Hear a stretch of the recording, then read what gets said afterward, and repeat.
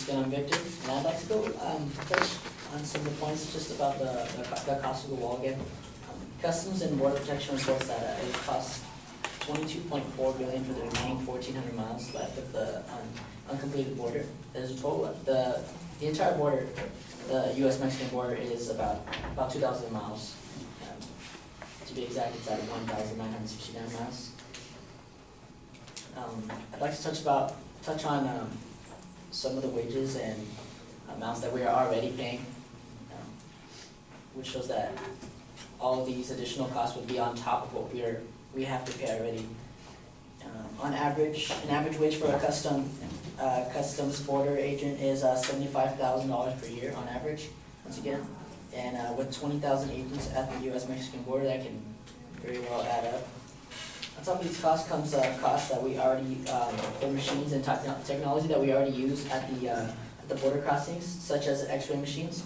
The cost of an X-ray machine to peer into cargo trains and trucks costs $1.7 million each, and the U.S. actually uses 165 of these to peer into the car and see what's inside through X-ray. The additional costs at the illegal border include building extra fences at the borders themselves, employing drug-sniffing dogs, using predator drones, and various other incendiaries. Robin Emmett of the Global News Journal says that every time a hole is cut or damage is done to the border wall, an average cost of $1,300, estimated at which is estimated at $6.5 billion over the next 20 years.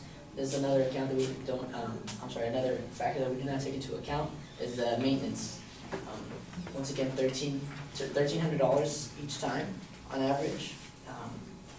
And in 2010 alone, there was 4,037 instances where the wall was tampered with, or a section of it was destroyed.